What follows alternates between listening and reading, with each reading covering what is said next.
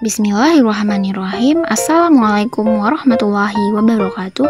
Halo sobat-sobat semua, saya Rahmi Maharani dengan NIM 220311029 akan membahas mengenai protozoa parasit yang mana spesiesnya adalah Giardia intestinalis. Klasifikasi dari Giardia intestinalis berasal dari kingdom Protista, filum Sarcomastigopora, dari kelas Sarcodina, ordo Diplomonadidae, genus Giardia, dan spesies Giardia intestinalis. Giardia intestinalis adalah protozoa parasit flagellata yang berkoloni dan bereproduksi di usus halus, dan ini menyebabkan penyakit giardiasis.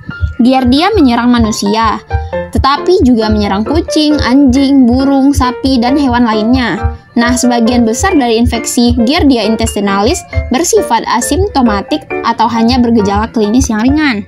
Adapun morfologi dan siklus hidup dari Giardia intestinalis memiliki dua bentuk utama. Yang pertama trofozoid atau dinamakan bentuk aktif dikarenakan telah memiliki flagella untuk bergerak dan berpindah tempat. Yang kedua dalam bentuk kista atau bentuk tidak aktif yang bertahan hidup di lingkungan. Dan kista ini memiliki dinding sel yang tebal untuk melindungi isi sel, membuatnya bertahan di lingkungan yang keras. Dapat kita lihat juga dari gambar di mana di dalam kista terdapat struktur yang tidak aktif dari flagella dan cakram adhesi, dan nantinya akan berkembang menjadi trofozoid seperti gambar di sebelahnya setelah kista memasuki tubuh inang. Dan kista ini dapat bertahan hidup selama beberapa bulan di lingkungan luar, terutama di air yang dingin dan lembab. Dan kista ini dapat tahan terhadap disinfektan seperti klorin yang sering digunakan dalam proses pengolahan air. Selanjutnya adalah siklus hidup Giardia intestinalis. Yang pertama, ingesti kista yang terinfeksi melalui air atau makanan yang terkontaminasi dan akan membentuk trofozoid melalui reproduksinya dalam proses pembelahan binder dan akan membentuk kista, dan kista tersebut akan dikeluarkan bersama feses dari tubuh inangnya. Ketika kista Giardia yang diinfeksi tertelan oleh inang baru, maka siklus hidup dari Giardia akan dimulai kembali. Selanjutnya, patologi Giardia intestinalis dapat kita lihat bersama-sama pada gambar di mana Giardia hanya menempel pada dinding usus halus, akan tetapi tidak sampai menembus dinding tersebut. Meskipun demikian, keberadaannya dapat menyebabkan kerusakan mukosa usus halus dan gangguan pada penyerapan nutrisi. Gejala klinis yang dialami penderita Giardia intestinalis yaitu diare yang berbau busuk dan biasanya berbentuk cair yang sering mengandung lemak, dan juga mengalami kram atau nyeri pada bagian perut, serta kembung dan perut terasa penuh. Juga dapat mengalami mual dan muntah, serta merasakan kelelahan atau rasa lemah yang berkepanjangan.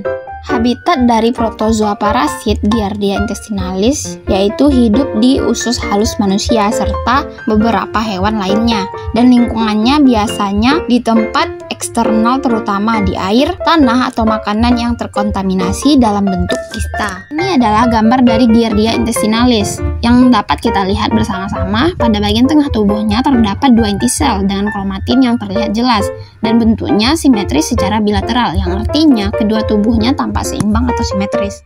Epidemiologi dari Giardia intestinalis ini tersebar luas di seluruh dunia yang menyebabkan sampai 200 atau 300 juta orang per tahun dari penyakit parasit ini, dan lebih umum terjadi di daerah dengan kondisi sanitasi yang buruk dan fasilitas pengolahan air yang terbatas. Pengobatan dari penyakit giardiasis dapat menggunakan beberapa obat. Yang pertama, metronidazole, yaitu obat yang paling umum digunakan dan digunakan dalam dosis selama 5-10 hari. Yang kedua, tinidazole, yaitu sebagai pengganti dari metronidazole dengan dosis tunggal. Yang ketiga, nitazocanide adalah obat alternatif yang efektif terutama pada anak-anak dalam kasus yang resisten. Mungkin cukup sekian video kali ini mengenai parasit Giardia intestinalis. Terima kasih. Wassalamualaikum warahmatullahi wabarakatuh.